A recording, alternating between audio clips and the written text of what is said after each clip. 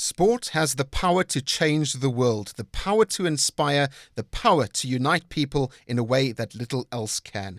This inspirational quote by the late Nelson Mandela can be found on the website of the Bhubesi Pride Foundation and appropriately describes what this amazing organization is doing to help disadvantaged communities in Africa through the love of rugby. The Rugby Business Network has the pleasure of speaking to the foundation's founder and managing director, Richard Bennett. Richard, thank you for taking the time to speak with us. Thank you. Morning. If anyone takes a moment to go to your website, www.rugbyinafrica.org, they will immediately notice that Bhubesi Pride is truly a remarkable foundation.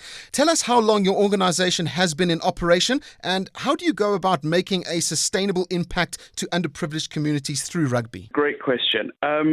We've been going since 2012. We ran our first program, Expeditional Project, in 2012. How it was originally set up was off the back of my passion for Africa, having grown up in South Africa and then subsequently gone on to become a teacher. I developed a passion for teaching and sport and the impact that it can have on young people. So I had this desire to take a group of people through Africa on an overland adventure, but not just any overland adventure. I wanted to incorporate what I knew was a hugely valuable part of society, which is development through sport. So choosing rugby, we took on 10 countries, 20,000 kilometers.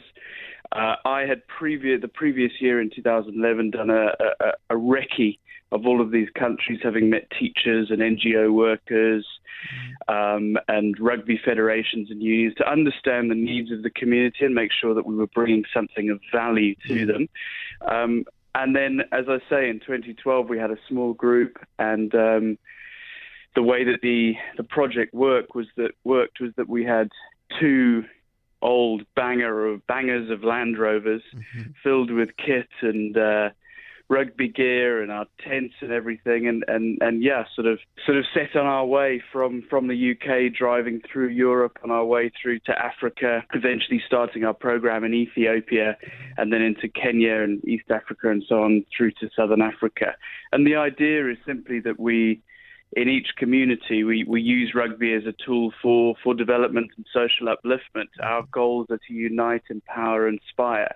So we'd spend a week to 2 weeks in each location, regular coaching clinics every day, rugby to boys and girls, kind of ages between sort of 8 and 14, and then finishing with a tournament day. It's funny because I look back on those days and I know that, you know, it was very much the first time that we were starting out on things, but it feels very amateur in the way that we delivered our project work.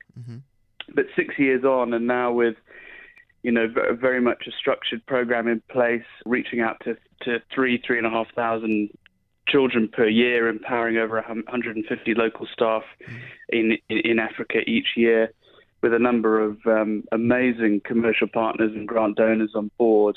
We're obviously a very professional outfit now, but it's funny because our objectives remain the same. It's just that we do it a lot better, and we're always striving to be better at what we do. Brilliant. Well, Richard, you mentioned three key words just now that form part of the ethos of Bhubesi Pride. They are unite, empower, and inspire. Please explain how these words are utilized within the foundation. It's very practical.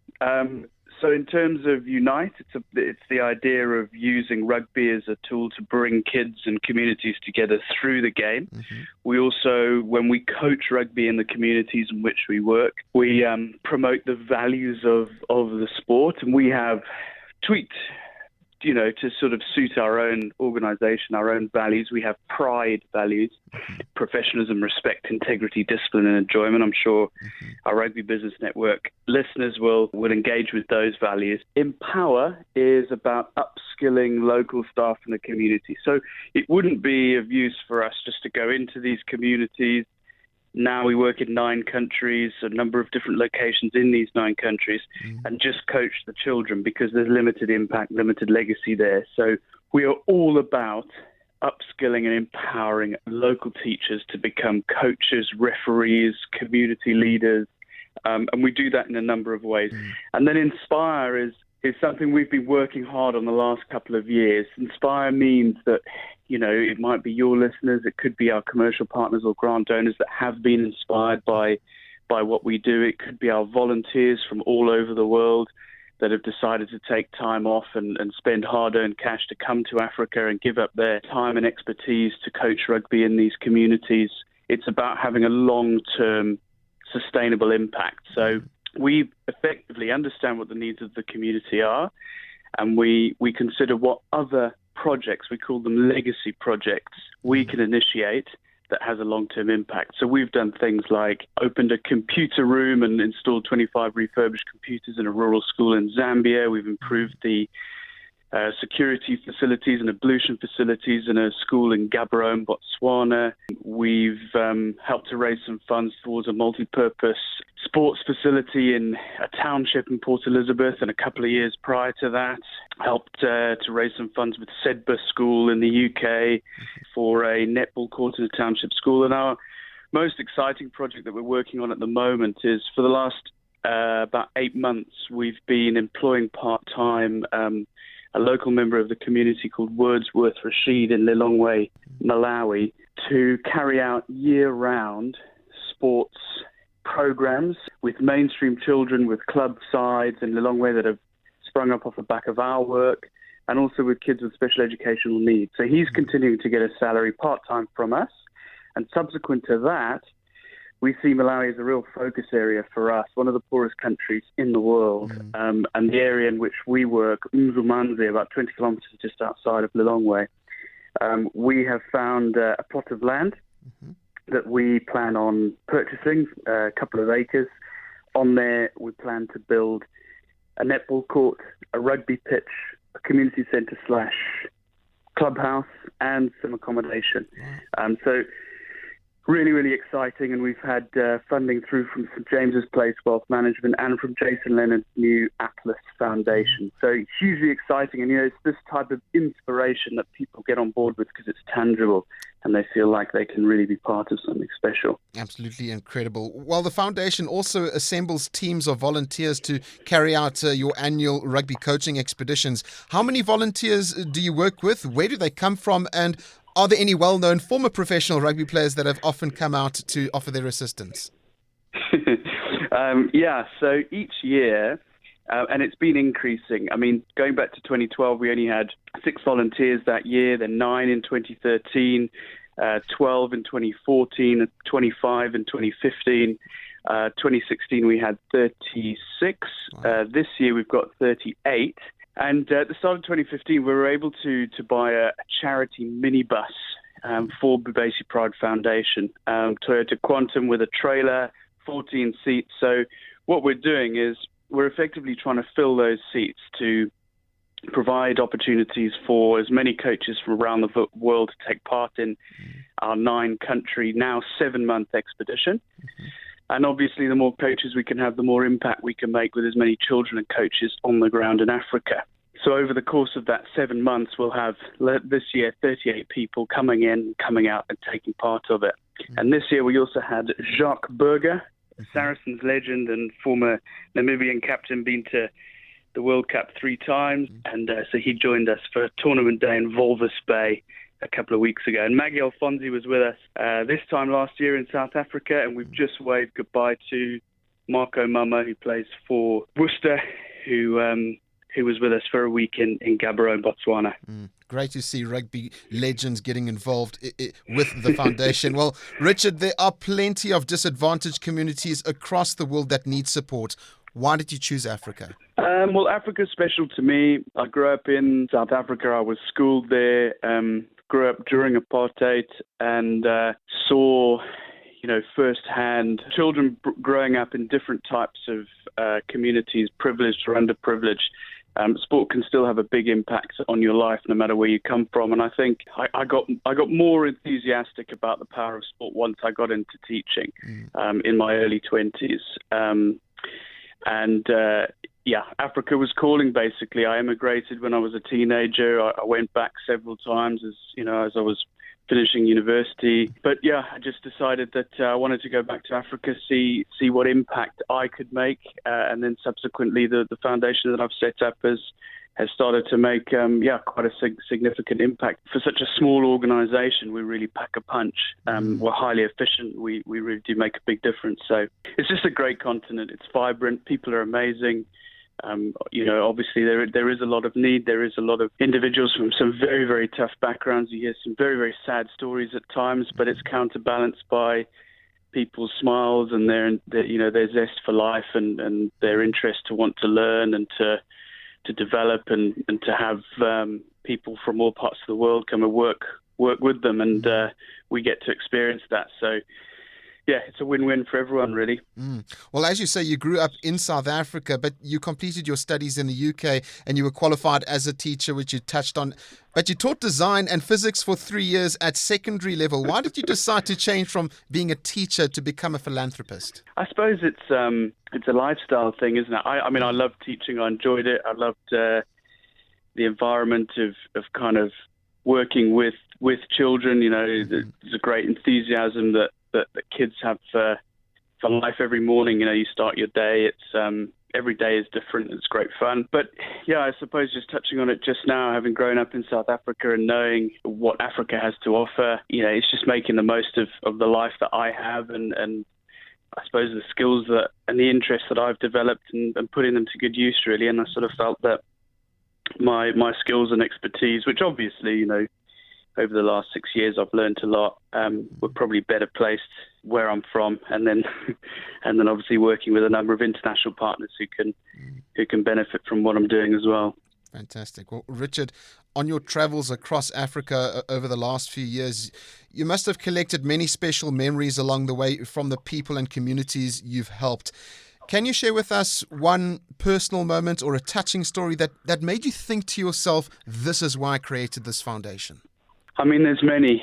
There's so many, but I would say that for the last couple of years, I've had to drive our minibus up from Johannesburg to Kenya. We start our expeditions in Kenya every January, February, but it sits in Johannesburg for a few months at the end of each year once we finished our project. So I was driving it up to Kenya this year, and it sort of takes about 10 days to drive from Joburg. And on the way, about halfway, I stopped in Malawi for a couple of days because of the work that we're doing with Wordsworth Rashid, and the possibility of buying some land and building a community centre. And even though I'd been out to the areas, these areas that we work in this particular area of Lilongwe in Malawi, on this occasion, the plan was to head out with Wordsworth to have a look at a couple of plots of land for us to build. At this stage, we'd raised about £20,000. We've since raised 40. Wow. When we drove out to this area, and it really is only about 20 kilometres outside the centre of Lilongwe, and all of a sudden you're met by the most beautiful Malawian countryside, rolling hills, crops, little dirt roads that are sort of split either side by all these, beautiful kind of crops and little huts and tobacco plantations and things. Absolutely beautiful area. And when you get to this area, there's so few people around. It's one of the jokes I make with people when you go to Malawi. You always see people, but in this particular area, you go out, you're really in this very rural environment, and it's so quiet and it's so beautiful. And we were standing on this one particular plot, and Wordsworth was describing it to me. And as he's talking to me, his voice is disappearing a little bit because I'm standing there and I'm looking at this plot, and I'm imagining in my mind how it could look in a couple of years with children and visitors being on that particular space, sitting on the deck of the clubhouse, a little game of touch rugby going on the rugby pitch, some netball going on, perhaps a school bus has arrived with a group of British school children that are visiting for the week and staying in the accommodation. And it was all just kind of, I was seeing it kind of happen before me, and I thought, how did we get to this position?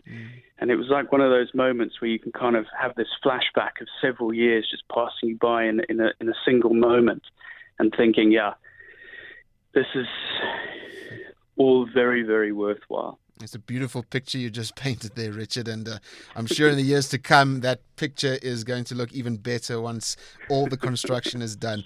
Well, you mentioned a bit earlier that the foundation was in Walvis Bay in Namibia. What's coming up next for that foundation? If I'm not mistaken, you're already planning expeditions for 2018.